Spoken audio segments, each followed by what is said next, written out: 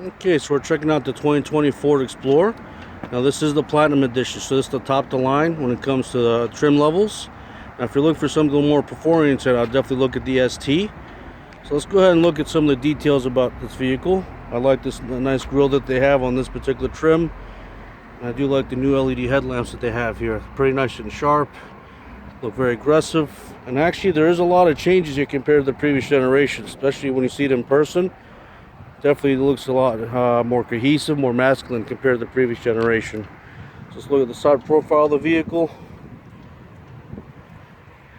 Now what I love about it is the rear wheel biased architecture. So you can kind of see how the lines look a little more aggressive and how it slopes back to the rear of the vehicle. So it looks more like a thoroughbred compared to the previous gen, which was front wheel drive. This is powered by a 3-liter EcoBoost engine with a 10-speed automatic. This has all-wheel drive. So it's a really nice combination in terms of power and efficiency. Now this is the Platinum once again, so let's look at the interior and see what it looks like. So you're going to have a nice two-tone interior. And definitely it's a nice step up compared to the last generation. The dashboard materials are nice. It looks like it's well assembled. I do like the new seats on here.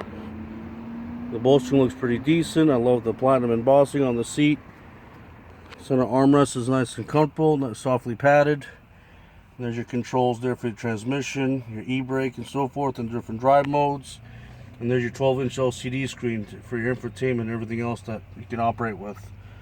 Everything's pretty nicely laid out. Your HVAC controls, all nice and easy to use. Now this has a 14-speaker B&O audio system, so if your audiophiles will definitely like the way it sounds. So it's going to be super impressive.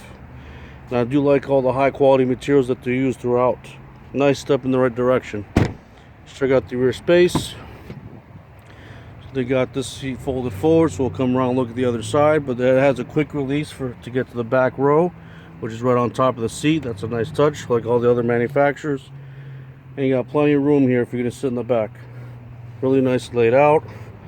Got some nice window shades as well for the rear. And the nice quality materials do continue throughout the rear door. Nice touch by Ford. Quick look at once again at the alloy wheels that we have. Let's check out the rear of the car.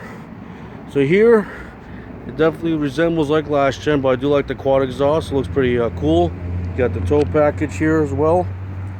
It's up to 5,000 pounds, which is really impressive. Like the detailing here in the door handle, a little bit of chrome accenting. So here's the space between the front seat and the second row. So it looks mighty impressive, very comfortable. And you got a really large panoramic roof as well in this model. Really nice detailing, nice touch. Definitely a good car for long hauls. And here's another view of the interior from the passenger side. Do like the stitching around the air vents.